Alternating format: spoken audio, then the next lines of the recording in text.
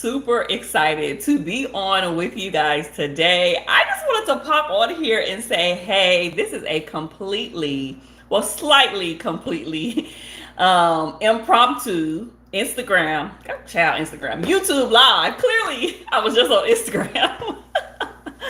So I haven't been on YouTube live in a while. And so maybe 2 days ago, I was like, I got a surge of new followers. I am super excited about that. I want to stay connected with them. I want them to learn more about me. I want to learn more about them. So I should go live. And so because I am doing just that, here we are, right? So as YouTube is starting to tell people that I am going live, I did post it in my communities tab. I did share it on some of my other Instagram and social media platforms. And so I don't know who's going to tune in live. If anybody, I might just be talking to myself, but if you're watching the replay, hey. So, hey, Angela, thank you so much for joining me. Can you hear me? Type 1 in the comment section if you can hear me. I don't want to keep talking if no one can, hear what I'm saying. And so for the people who don't know, thank you, Angela. For the people who don't know who I am, my name is Keandra Jackson. I am a licensed marriage and family therapist. I am based out of Los Angeles, California. I am an award-winning speaker. I'm a best-selling author. I'm a TV and media personality. Hey, T. And I love to share my passion in regards to mental health, in regards to healthy relationships. And I use all of the gems and the things that I've learned from a personal and a professional perspective to come give y'all content, okay? To come on YouTube and share all of my wisdom and knowledge in different forms of videos. So you'll see the Keandra Jackson Show, which is typically all of the things that are not relationships and mental health. And then you'll see Keeping It Real with Keandra on my channel, which is all about relationships. So we talked about romantic, platonic, family, friends, work, all of those in that show. But what y'all really been loving lately is my celebrity gossip videos. Yes. And my TV shows and movie reviews. So probably the last 2 weeks, I got a surge of new subscribers, y'all. I went from like 3,500 to like over 5,000. And I was like, who are all these people? Where are they coming from? I love that they're here and they're subscribed. And so I wanted to hop on here to introduce myself, hear a little bit more about, just y'all and chit chat, nothing super duper formal. And I'm also here to answer any questions. So that's what I want to use. Hey, Latrice. That's what I want to use this time in this platform for. So if you have any questions for me about relationships, about mental health, May is Mental Health Awareness Month, about any celebrity gossip, I just dropped a video this morning on my perspective on Diddy and this assault video that is out. A lot of you guys are coming and seeing me for the first time after you watch my Amanda Seales video. So there's a lot going on in the culture, in society right now. And I think we have to be very cautious and aware of how we're navigating, what we're taking in. I'm really big on making sure that we protect the things that we watch and the things that we listen to. And that's why I do what I do. So if you guys have any questions, feel free to put them in the chat box. I'm not going to be on here super duper long. I can only be on for probably about 30 minutes. And then I have to hop off of here because I have a virtual speaking engagement on another YouTuber's platform. So if y'all want to continue all of this energy, okay, at 4 p.m. Pacific and what is that, 7 Eastern, I'll be on A. Christine's YouTube channel, and she is having a live impromptu with some other content creators, and we're going to be talking about mental health. So if you're a content creator, baby, and you need to understand how important mental health is, make sure you hop over there because your girl is going to be on a virtual panel. And it's going to be good and juicy just like it is right now. Okay, Latrice, I see some questions coming in. So I love this for us. So let me make sure that I get to them. Okay, Latrice says, how do you stay no contact with the narcissist when you're still codependent? Well, you already know I'm a licensed therapist. So the first thing I'm going to tell you is make sure that you are seeing a licensed therapist, okay? It takes a lot of work, a lot of energy, a lot of effort to separate and pull your way from just anybody when you're breaking up with them. Like, let's be real and honest. It's when you are in a romantic relationship and you are loving on them, they loving on you, and then the relationship ends. It's hard to separate and move on. But when it's someone who is a narcissist, and if they are a true narcissist, because if you haven't been following me long enough, you know that I don't believe that everybody is a narcissist. This term is just becoming really popularized. I feel like the general public, when they learn a new mental health term, they run with it. Right? Like, everybody is autistic now. Everybody's neurodivergent now. Everybody's a narcissist now, right? And it's just like, well, technically we need to look at the formal criteria of what these things are to see if that person meets the criteria. So there are people who have the actual personality disorder, right? That's NPD, narcissistic personality disorder. And there's just some people that have narcissistic traits. So that means they may not have a personality disorder, but they may be manipulative. They may be rude. They may be disrespectful. They may be selfish, right? And that doesn't necessarily mean that they are narcissists. I would try to figure out for you why you're feeling so codependent.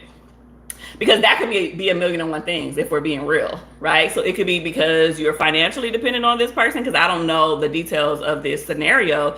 It could be you're financially dependent on that person. It could be you're emotionally tied to them. It could be they manipulated and gaslighted you so much to the point that you don't know what's real and what's false, what's true and what's not. So you need to have a professional walk you through that journey, because if not, you're going to keep getting sucked in over and over again, and it's going to be a repetitive cycle.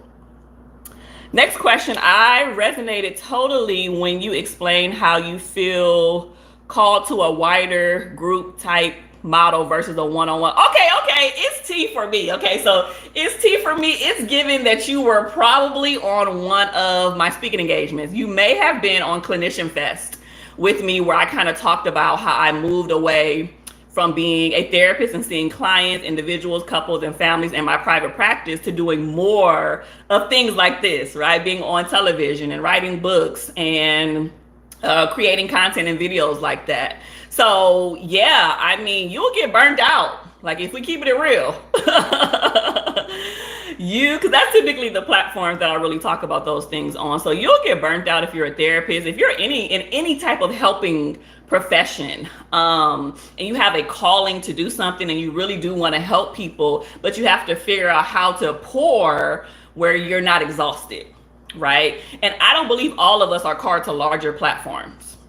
There are some of us who need to stay at that private practice, okay, and still see them clients and do that, because everybody can't be a content creator. Everybody can't be a TV personality. Everybody can't, because if all of us are doing the bigger things, who's still in the back, right? Really doing the one-on-one work that's absolutely necessary too. So I'm not trying to discourage you or anything, but I just wanted to share that just in case, because Angela is an LPC. There's a few other therapists on here who want to chat it up about some things. So I think that that's really, really near and dear to your heart. I'm not sure if you're a person of faith, but definitely pray about that move. It was a God move for me. It wasn't something I just woke up like, oh yeah, I'm just gonna not see clients for therapy now. That wasn't how it worked. That was 80% of my revenue. So when I stopped seeing clients, everything shifted. Okay. Now it went up real quick because I had to adjust, but I was used to my money coming in every day. At the end of the day, I was like, oh, I already know I made $1,000. I already made this, so I could see my money very clearly. But now my money comes more spread out and in bulk. So that means I have to plan accordingly. I have to make sure that things are consistently going. I have systems in place and money is flowing in. So I won't just look up one month and be like, whoa, I still got these bills and no money. What's up? Next question. T. Perry says, as a therapist, how do you not get too close to your clients? I think this kind of talks about what I just mentioned. So I actually no longer see clients for therapy. It is year 4 that I have not seen a client for therapy. And I don't know if a lot of people know that about me, but I no longer see clients in my private practice. So it's been 4 years of me not doing that and me just primarily focusing on speaking and media and content creation. That's really all I've been doing for the last 4 years. So I don't necessarily have that issue because I don't see clients, but I've never been the type of person that would get like too close. We all have these ethical guidelines. I'm not sure if you're a clinician, these ethical guidelines and these boundaries and these laws and ethics that we have to follow. And if you get too close, honey, that could be an issue. That could be a violation. You can get your license taken away, revoked, suspended, all of those things. And that's not what we're trying to do, especially when this is our bread and butter, right? So what I would encourage you to do is like figuring out why you're trying to get too close to a particular client. And I know it's not like sexual or anything like that, but think about those clients that we really do like and we really do enjoy our sessions and we really do have that connection with them because we really care about people. And it's just some people you like more than others, whether they're clients or not, if we're being honest, right? So if that happens to you, figure out what is it about that client that I'm drawn to. Like I remember I had a client and she was super duper dope. Like if she wasn't my client, I could see that we could have been friends. You know what I mean? Like she was that dope to the point where I was like, oh, if I would have met her out in the world and, you know, we just met any other way, like we would be friends. And so I loved and I enjoyed our sessions because she had a similar personality to me. As me, and we just really connected, right? And so I had to be aware of me not crossing that boundary because it felt like at times where she was just like the homegirl, you know? And so it's important for us to check ourselves. That's why we got supervision. That's why we got our own therapy, right? To make sure that we don't have those boundary issues. Angela says, I'm an LPC. Can you recommend top 3 books that you have used in your practice? Again, not seeing clients. To be honest, I didn't read any books when I was building my private practice. If I'm 100% honest, I knew nothing about building a business, a practice, or nothing. And I'm going to be real with you. I had a business partner by the name of Wendy Talley who took me by the hand and showed me everything that I needed to know. She was an older woman. There was a generational gap in between us. And she was just like, I see something unique in you and I don't know what it is, but God is leading us to connect and I am going to show you the ropes. And that's what she did. She taught me what an NPI number was. She taught me how to set up my business structure. She taught me how to get clients, how to market, what to do, all of the back end stuff. So I honestly didn't read no books about private practice, and all of the things that I know now is because I have probably been on my coaches or other people's lives and their webinars and courses, but not necessarily any big books that I have read. And I know that might sound crazy, but I can't think of anybody that has a book on private practice or anything like that that has truly impacted my work as far as like helping clients. I know that might sound crazy, but it's true. Latrice says the therapist said he was an empty soul. I see a therapist weekly. Yes! Come on, everybody clap it up. Put up some hearts and some emojis or something for Latrice. Okay, Latrice is doing the work, and I absolutely love that, girl. Stay in there, stick it out. I know it's hard. I know it's rough, but you will get through this. You will get past this. It's T says, awesome, amazing, thank you. Absolutely of faith and actually considering a LMFT. Come on, LMFT. We love a good LMFT. No shade to the LPCs and the, clinical social workers and all of those things, but we love an MFT over here for obvious reasons. And so I am always big on making sure that I'm pouring back into the next generation. And if you guys have more questions, feel free to keep it flowing and keep it going.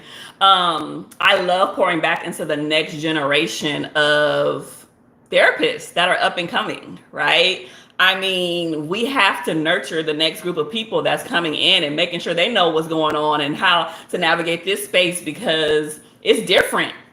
It's a lot different from when I was coming up over a decade ago in graduate school. Social media wasn't as big of a thing. Like, there was just so many differences and variations right now that I can imagine that the next generation of therapists are going to have to deal with. And so they need to be equipped. I spoke at an event. I was a keynote speaker at an event back in February of this year. I spoke to a room full of mental health service providers in California up north. And I met this guy. He was also there as well. And so we wind up being really, really good friends. And he's a professor at Cal State LA. And so I went and spoke to his class, because he teaches graduate school level. Went and spoke to his students, who are all clinicians or up and coming clinicians. And they were so excited to see another person of color, a woman, that's doing something that is outside of the typical box for what a therapist is. Like, most people are like, oh, well, I'm gonna work in community service. I'm not making that much money. Oh, I might work in a jail, or I might work in a hospital, or I might even do private practice. But I don't see anybody that's an author, that's a speaker, that's on television, that's doing all of these things. And so they really were excited about just seeing somebody who does something different to learn that there's different options in our field. Eugenia says, I had to transfer a teenage client last week because I was too emotionally involved with her. I brought this to my supervisor's attention, and I'm glad that I have good insight. This was a first. No, completely understand. And it won't be the last if we're keeping it honest. If we're being honest and authentic, I can't even talk today, honest and authentic about that, we're going to have connections with some of our clients across the span of our career. You know, there's going to be some clients that tug at my heart. There's still some clients who I think about to this day, and I'm like, oh, I hope that they're well, or oh, I hope that they did have that baby, or oh, I hope that they stayed married, or that they got married, or, you know, they practicing the parenting skills that I taught them, or whatever was going on, or they're better in bed with intimacy. So I'm always thinking about my clients that I've worked with over the years. And so I have the privilege of some people coming back. I love when clients come back years later and send me an email and say, hey, Keandra, I don't know if you remember me, but back in so-and-so, I came to you about this issue, and I just wanted to update you that, you know, me and my partner did get married, or we did this, and I was like, oh, like, this is so good. And so I love getting those emails and those updates that are just random out of nowhere, because it shows that the work that we're doing is impactful. It's T for me says, love your energy too. Thanks for you're welcome. Like, I think that I'm going to get back into coming on and chatting with y'all live at least once a month. So y'all gonna get all of my videos and all of that stuff weekly. But I think I'm just going to schedule an impromptu, like, ask me anything, let's chat it up at least once a month. I was doing that last year and then I wind up stopping. But I think I am going to amp that up a little bit because I'm getting to know y'all and y'all are getting to know me, and I'm getting all of these new subscribers, and I want to build a community here. I don't want this to be like, oh yeah, I just follow that one girl, you know, she be talking about Diddy and Amanda Seales, but I want this to be like a community. I want it to be a support system for you guys, for me. Like, I want to build this close. I want to build a family. Will you guys be a part of my family? If you are following me, or if you are on here after seeing my Amanda Seales video, type 2 in the comment section. I just want to see something, whether you are on here live or you're watching the replay later. Let me know if you are here for the first time, that you saw me for the first time after seeing my Amanda Seales video. Okay. T says, I'm an LPC, tried therapy and felt therapist was getting too close or too personal. I have a new therapist I see every week for the last 6 months. Doing the work, dealing with traumas ain't easy. It surely is not. And I think you bring up a great point, and I hope people who are watching this later on or watching the replay, they understand that every therapist isn't going to be a good fit for you. I'll tell you guys a personal story of mine. If you probably haven't heard me tell this story, when I was looking for my own personal therapist, because I believe that every therapist should have a therapist, let's be clear. When I was looking for my therapist years ago, I went through 7 different therapists. 7. 1, 2, 3, 4, 5, 6, 7 before I found my match. I'm gonna let that sit with y'all. I went through, think about it. I done went through 7 people that I called, had the phone consultation with this is pre-COVID. So I paid my fee. I had that in-person first session. I did all of the paperwork. I did that 7 times. And every time the first 6 people, I was like, this ain't it. This person isn't getting me. Nah. And so I just continued my search. And so for anybody out there who is looking for a therapist or trying to find one or will try to find one, just know that it may not be an easy process. You may not like the first one you get, and it's okay to change at any point in the therapeutic process, whether it's in the beginning, middle of therapy, at the end. If you're feeling like this isn't a good fit for you, or if you're feeling like you've outgrown them or just something is off, it's okay to have that conversation and be like, you know what, I think I'm gonna go a different direction. Don't ghost them. Y'all not ready.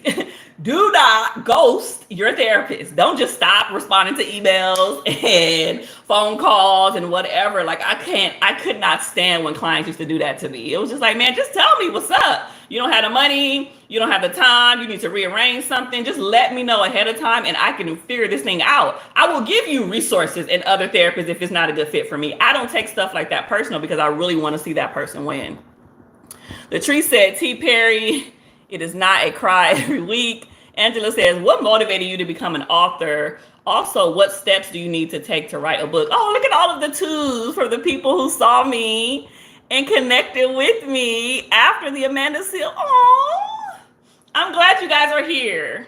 And I know that sounds cheesy and corny, but I really appreciate every subscriber, every comment, every like, every share.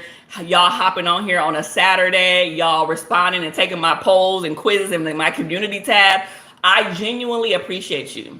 And you guys don't understand this because this YouTube thing has been a journey for me. Like all of the other social media platforms, I could easily get to, I can get up there real quick. So when I took YouTube serious and I started with like 400 subscribers, and I was like, baby, don't nobody watch these videos I'm creating. Don't nobody care about me. Ain't no likes, ain't no comments. I don't want to do this no more. But I was consistent for a year and a half, y'all. I dropped a video, 1 to 2 videos every single week for a year and a half without taking a break.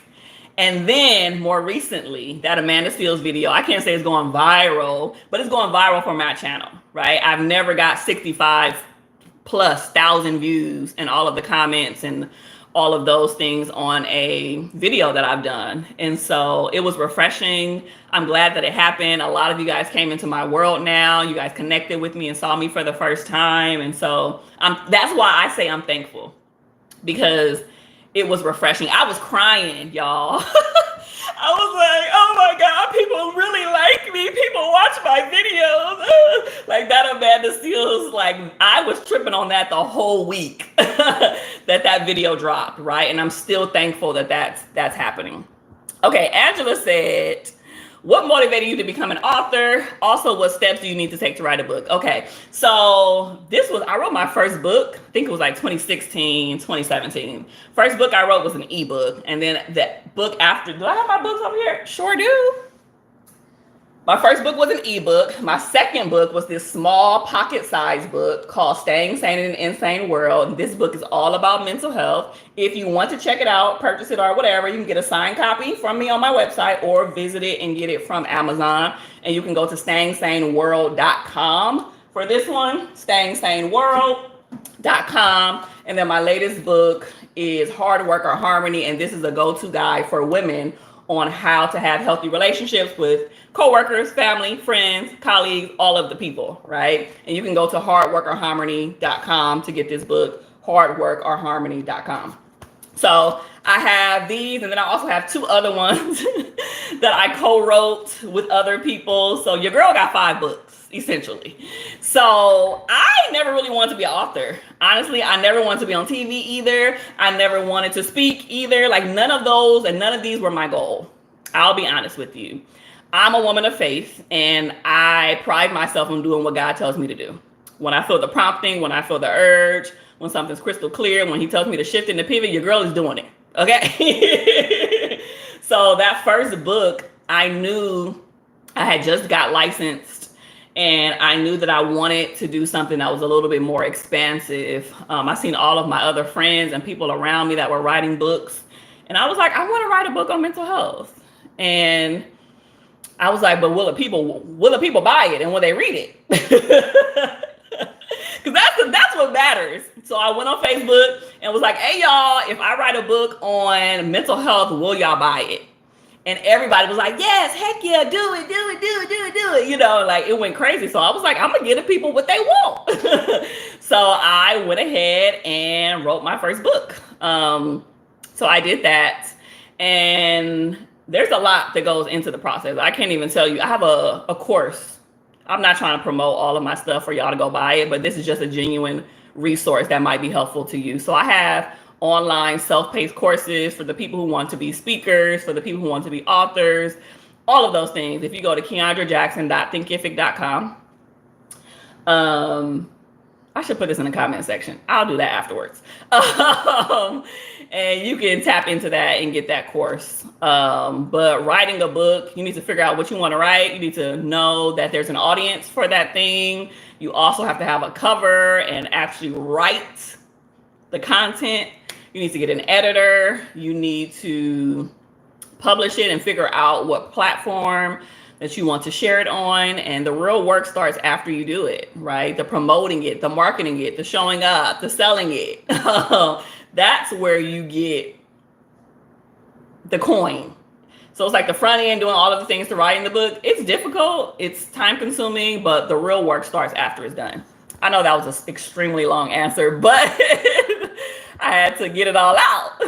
Jada says, love your therapeutic breakdown. Oh, see, you guys are making me feel so good. Oh, I'm so glad. Because people be dragging me too. Like, I love that y'all love me, but there was a lot of comments that I had to delete on that Amanda Seales video, and probably gonna have to delete on that Diddy video too, because people are crazy on YouTube. Like, they be saying some wild stuff, and I gave them a disclaimer in the beginning of that video. If y'all remember, I said, if you're gonna be rude and disrespectful, if you talk about me or any other follower or person that's commenting on here disrespectfully, you're deleted and you're banned from my channel. People did it anyway, and I had to nuck if you buck a little bit. I had to keep my word, and your comment got deleted and you were banned from my channel. So now you no longer get to see me or anything that I post in the future. So I don't play about trying to protect us here, right? I don't mind if you agree or disagree. I don't mind if you have a different perspective, but just be respectful when you're sharing what you got going on. Latrice says, I'm on number 5. She's knowledgeable about NPD and childhood trauma. Facts. Eugenia says, have you thought about offering a class or consultation for those that need tips about starting a private practice, wanting to become an author, speaker, or motivational, of course, for a fee? So kind of like I mentioned earlier, I don't offer any consultations or anything around private practice stuff, right? I no longer do that, so I don't feel called to that population, but a lot of therapists are attracted to me and they want to stay in my world.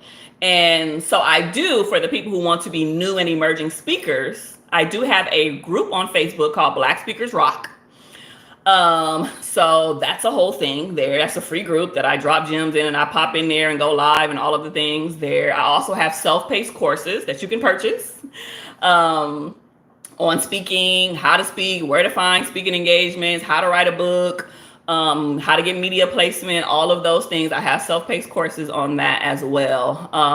So I have resources, right? So if you want more direct links, go ahead and email me at info@keondrajackson.com or DM me on Instagram or something, and then I'll send you, or have my assistant send you the direct links for that, so you won't have to go trying to find everything. So I do offer stuff, and I do offer things for therapists, but it's not necessarily for private practice. Jada says, yes, it was good because I watched it twice. Oh, not watching it twice. You better run it up, okay? Run up the views, run up the likes, run it up, run it up, run it up, okay? Because your girl is monetized on here, okay? So when you watch, when you share, and you watch it multiple times and you comment, it helps me get some coin. And that in return helps me to create more content for you guys, right? So I love that you watched it multiple times. I'm here for that. T says, do you have any speaking engagements coming up this summer? Oh, one thing that I want to mention before I move on is I have an upcoming masterclass. I haven't fully, this is fresh off the tee. Don't tell nobody. It's fresh off the press. I haven't fully released it yet, but be on the lookout. I have a upcoming masterclass for new and emerging speakers that's going down next month. I haven't promoted it. I haven't put out a link yet, and it is going to be paid. But if you get in early, I'm going to do an early bird, like $99. It's a 2-hour masterclass. You get me live and in color, ask questions, all of the things. But then once that's over, the regular price is going to be $199. So I'm doing that next month. I'm doing it next month because it will officially be 7 years that I have been a full-time entrepreneur, y'all.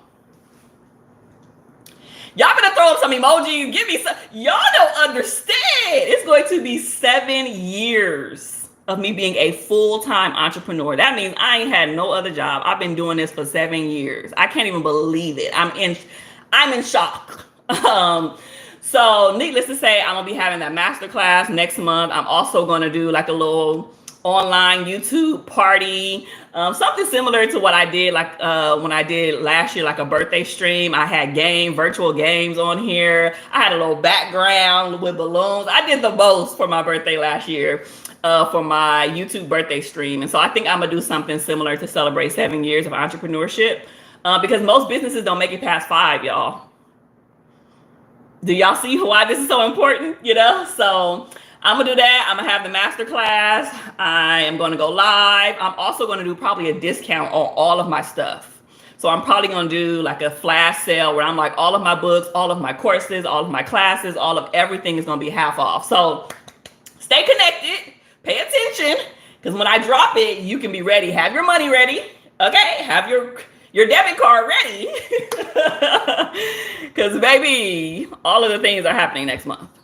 As far as speaking engagements go, I do have tons coming up. I can't think of them off the top of my head, but I'm going to be, you guys know that I keynote a lot. So I'm typically a keynote speaker. So this coming week, I'll be on the news, Good Day LA. I'm in Los Angeles, so I'll be on the local news here. You can watch my segment on their website, on their YouTube channel, or their app. I normally share the clips after I'm on there. I'm also going to be on another documentary for or about OJ Simpson next week as well. That one's going to be on Tubi, so that's going to be dropping. I also have some in-person events coming up that I'll be posting and sharing as well. I think I have one in July, August, September, so I have those on the schedule. So I have stuff popping up. But just stay close attention because I always post and share all of the things that I have coming up. I just recorded some episodes for another true crime documentary. So that will be coming soon for Fatal Attraction. So there's a whole bunch of stuff happening that I got going on that I'm excited to share with you guys. All right, so keep putting your questions in. I can stay on for like another 10 minutes because again, I have a virtual panel that I have to be on here on YouTube actually. So if y'all wanna hop on over there at 4 o'clock Pacific, 7 Eastern to hear me talk about mental health and the aspect of being a creator, feel free to do so. It will be on someone else's YouTube channel called A Christine. Will it let me put something in the chat? No, it won't let me say nothing. Okay, I don't want to mess it up. Anywho, next question. Siobhan says, I'm an aspiring therapist. I'm currently enrolled in school. What advice do you have in preparing for the field of mental health? Woo, first of all, shout out to you for being a therapist. Welcome. Second of all, I would probably say learn self-care early. Woo, I wish I would have had more boundaries in regards to like my time, my energy, my effort, my self-care, just really making sure I'm taking care of my own self and mental health early on, because when you are trying to get your hours to get licensed and you're trying to do all of the things, it can feel overwhelming, okay? Exhausting. And so you just have to take care of yourself. That would probably be like the top advice that I would give. Also to just never give up. I don't know if I shared this with you guys before, but when I was in graduate school, I had a professor, the first 2 weeks of graduate school, told me that I would never be a good therapist. And if I was going to be a good therapist, that I would only be good at CBT. That's what she told me. Needless to say, long story short, I almost dropped out. I almost quit. I believed her. It was other students in the cohort that really was encouraging me to stay in, keep going, girl. Nobody knows what we're doing at this point. We're just a month into school, you know? And so I'm glad that I did, because now, check my receipts. Google me, sis. She wasn't going to be a good therapist. I'm probably better than you now. So just stay encouraged. People are going to be saying all types of crazy stuff to you on this journey. And you have to remember that if God put it on the inside of you to be a therapist, you're going to be here, you're going to be effective, and you're going to help as many people as you can.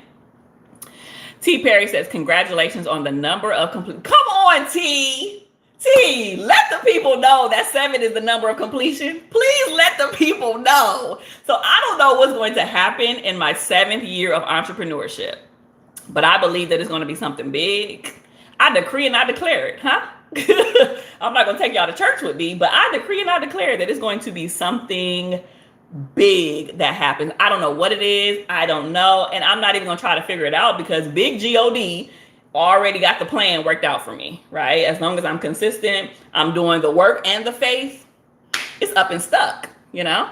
So I love that. I love that so much. Siobhan says, thank you so much. That's so encouraging. Absolutely. Here's to the beginnings of number 8. What is the number 8? Isn't 8 the number of new beginnings, or is it grace? Or 5 is grace?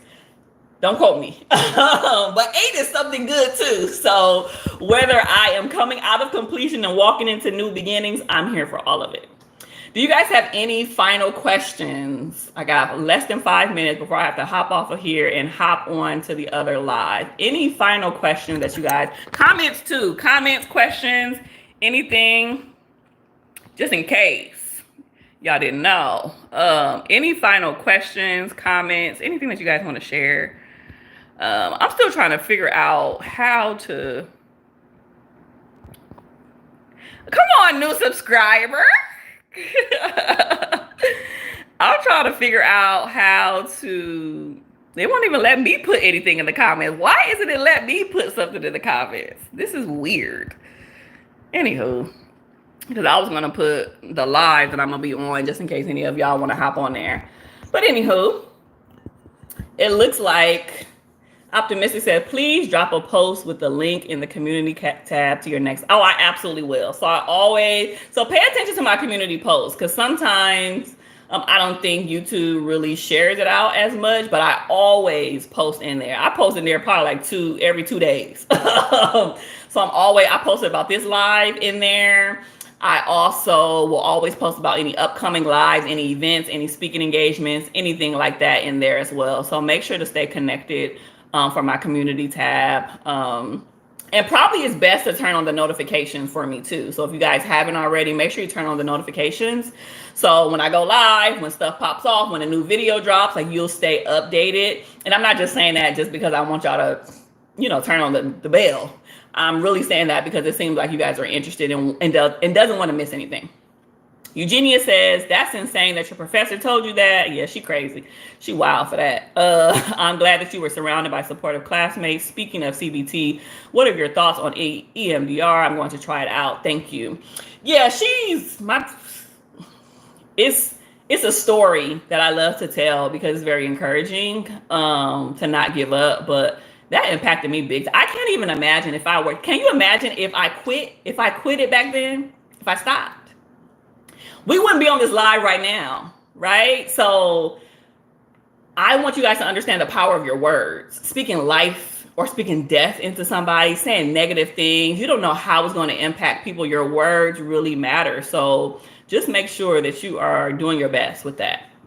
I'm here for EMDR. Like I personally have never used it like on myself, or I'm not EMDR certified. So I've never done it on clients, but from what I have heard from all of the people that I know who have used it and who do it, they say that that's a very, very good, effective way to help those with trauma. So if that's something that you're going to try out as far as a client, or if you're a clinician, I can't remember if you said you were, and you want to try that out and use that to help your clients on a different level, I think that that's dope too, for sure.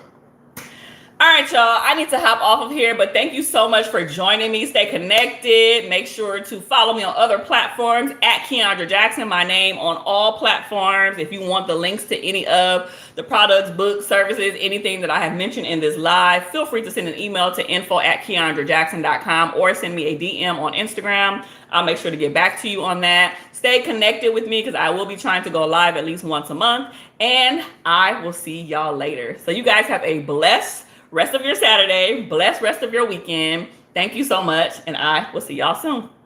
Go watch my Diddy video.